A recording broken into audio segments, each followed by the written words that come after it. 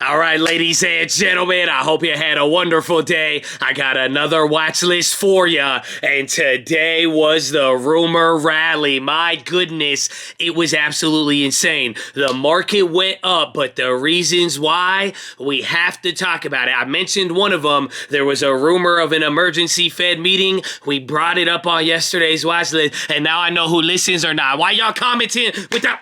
Anyways, no, it's cool, but not everybody was bringing this up. This was one of the big rumors today. I'm sure you saw this. This was the chart. Everybody was reacting to it. It said closed board meeting. Again, I underlined all the scary stuff. Literally, notice of meeting under expedited procedures. Monday, October 3rd. Again, we just hit the low on Friday. Under expedited procedures, they're going to be talking about rates. It just keeps saying expedited and rates. I'm telling you, if you read it, it does look insane, but all you got to do where that big arrow is, just click board meetings, and then it's going to take you back, and then you will find out this happens literally once a month. So since the beginning of the year, even last year, the year before that, these closed board meetings are common. Now, it makes sense where the rumor came from. Why?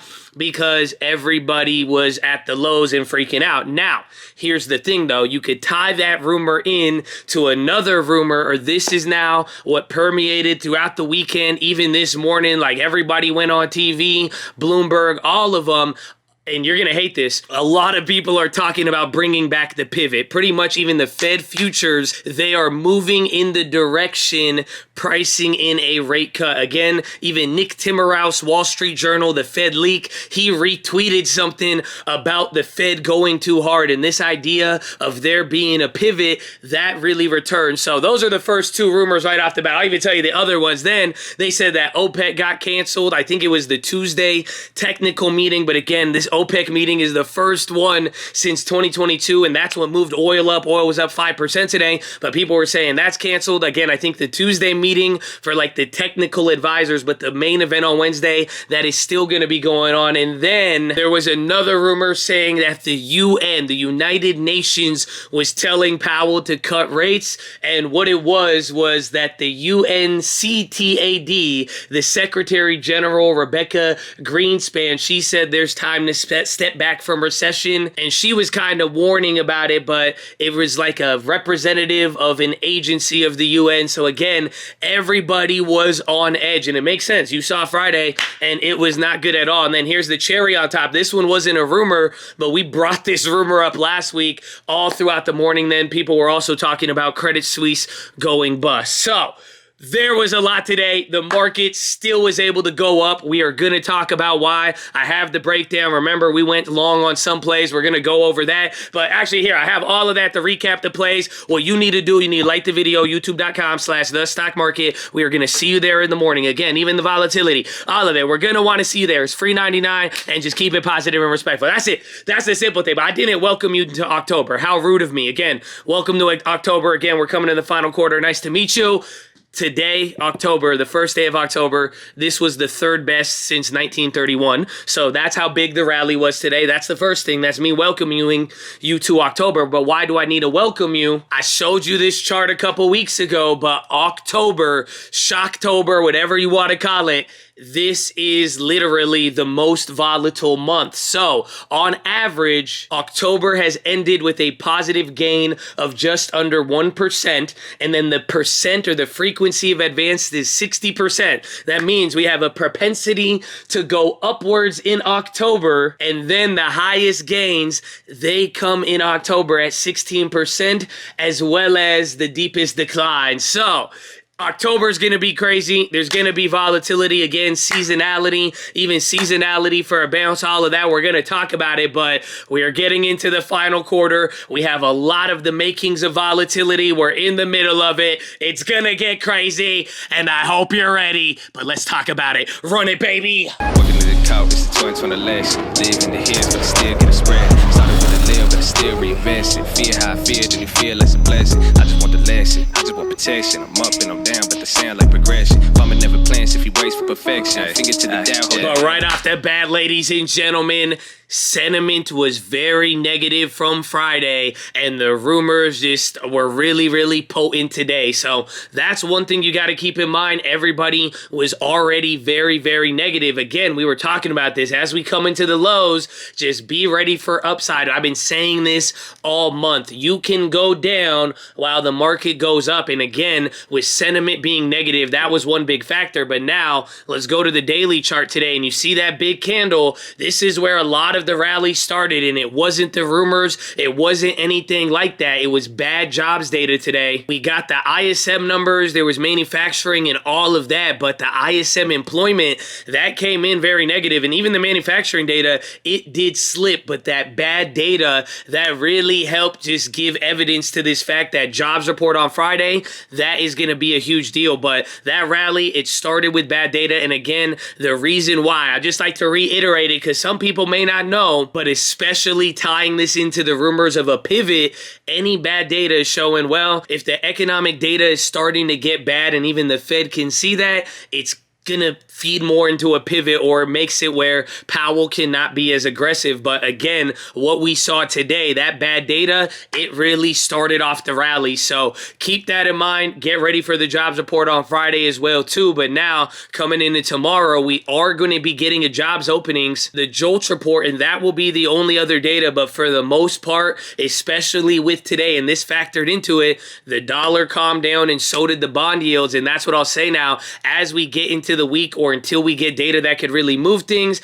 I would just watch the dollar and bonds, and if they could just not go crazy and either the pound or the yen can kind of keep going up, or just one thing goes good, that may be able to cool some things down. But essentially, until we get some data now, we've broken above the levels, and now I think that's what it's going to be about. And now a lot of people have been asking me what I think and how it's played out, and we've talked about that May 9th, and even playing into this low, this 3,600 level is very, very important. And this is what I want you to understand. This is how I'm viewing it. Either last Friday was the low, and that was the low, and then this week we get the bounce, or that jobs report comes in on Friday. Whatever we move today, we might bounce around a little bit, but if that jobs report ends up being good and the market reacts negatively, that might be the new low. And then the week after this, and this is what I want you to think about, and why I'm already talking about next week so early. Next week, you're going to get the CPI, the minutes, and all of that. But even in the short term now, we are going to be getting some data this week, unless it's related, like either really big misses on economic data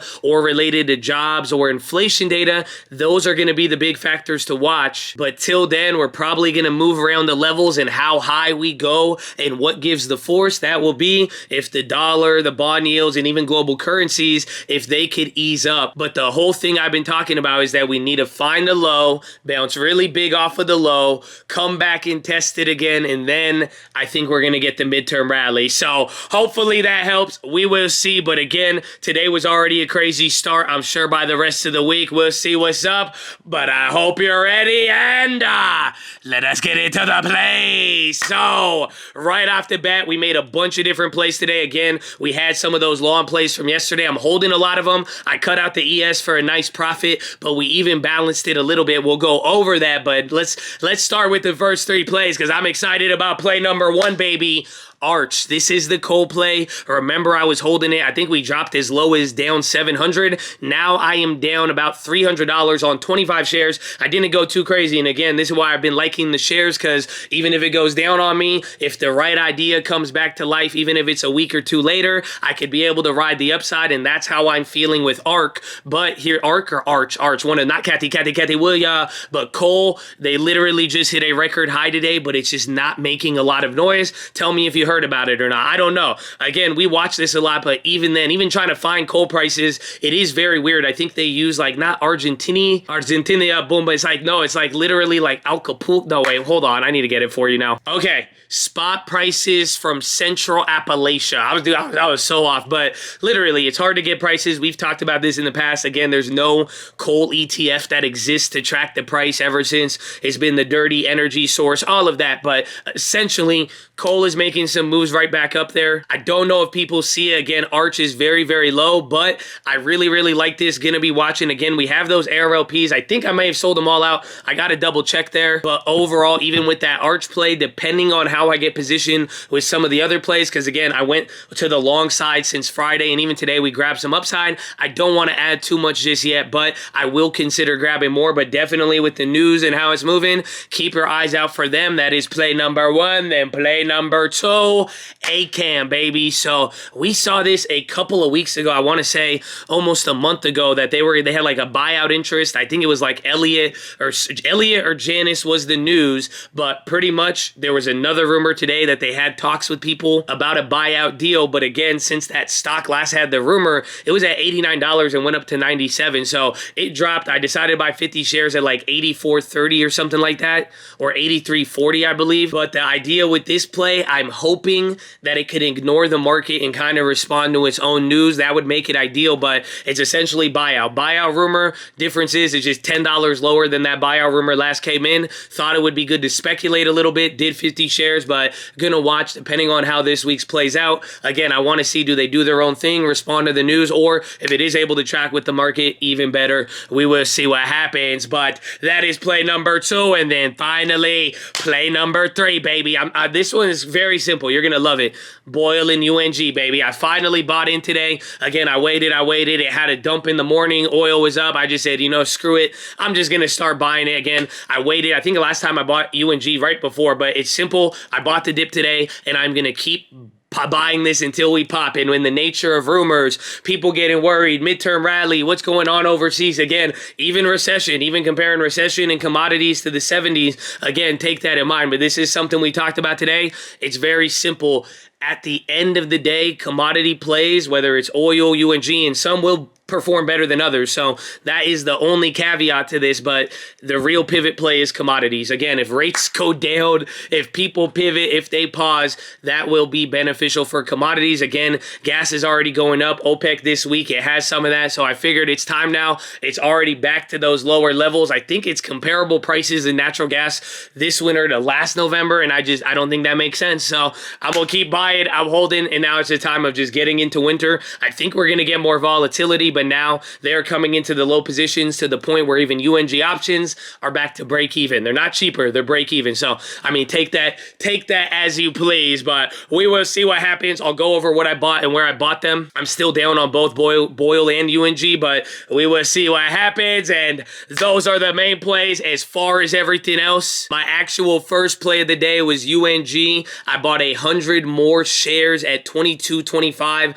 I'm now holding 400 shares total, as well as one of those old 1000% options. It's just the last one for free, but I bought that. The ES from Friday, remember we were down on that. I sold out of that one for about $1,400 net profit, so that was a good 20 or 30 points or something like that, but that was a good play. I'm still even holding those options. Then I bought 50 shares of Boil at $46.31. Now I have 150 shares of Boil, and I believe my average is around 60. For UNG, I believe my average on the shares is 28.62, and then again for Boil, I'm really clapped on that. I have 150 shares at an average of 61, but that one's a little bit more levered. But both of them, they're no more down than $2,000 a pop. Still a big amount, but nothing I wasn't expecting. And now, like I'm saying, as we're getting into the lower prices, this is really where I want to start stacking. And that's kind of my whole idea here. Like I said, even if it does come down, we bought the breakout point. Even if it failed, the idea here, I want to keep getting those. But that's what I bought. I closed out of the Yang. I got like $280 profit. That was another downside position. And why I closed out of it, China Golden Week, they pretty much might not do anything for the next week, and I'm thinking now if we get any sort of bounce even leading into some of the data, I'm hoping I could double dip on some of these and get them cheaper. Otherwise, I could have other protection, and I still am in some of those. But there was the Yang play. Then I bought 20 shares of Tesla. I really think they can move around now, but it was down 7%. I said, let's go long on it. 20 shares, 247.81. I wanted a little bit more upside. Then I did another flip on the ES. I went long for it, sold it only like 1.25 higher. So that was was like $100 and some change. And then I did another short for like 2 points on the ES. That one was like 200. I think I realized like 350, 325 on the ES. There was another one at the end of the day. Then I bought the 50 shares of AKAM at 83.41. And then I shorted at MNQ again. This is another downside at 11.183. I hate this price for the short. Again, that's about 20, 30 points from the one I had the other day. But I was trying to play a trade, but I wanted to go small with it. But then that one ran a little bit. I'm still holding that down 200. And now back to the plays that I'm holding. Here is the big ES. Remember, I still have those options on the futures we made free. That was to the upside. Those are only down 250. But again, I closed out of everything. That down play from yesterday, we got that 1300. The micros, remember, I bought 2 micros while I bought the big one. I held those. And the reason why I held those is because they went up. I could take the profit on the other one, but now I like it because you see that negative MYM, the micro Dow. I'm down $1,000 on that, but up 800 on the call. It's like a $200 difference between the two. So it's still weighted a little bit more to the downside. But my idea is now these are going to balance each other up. And now if I want to play new low pop and all of that, I'm going to ride both of these. And these kind of balance each other out. So I love the position on that, holding that down 230 on the MNQ day trade turned into swing. The Apple plays that we went long on, those came back up $38 on the 100 shares. The Amazon's up, the Nvidia, then it's not showing. I'm down $90 on the Tesla. Pounded on the pound, I'm down 1,600. That one's not showing up on there, but still holding that one.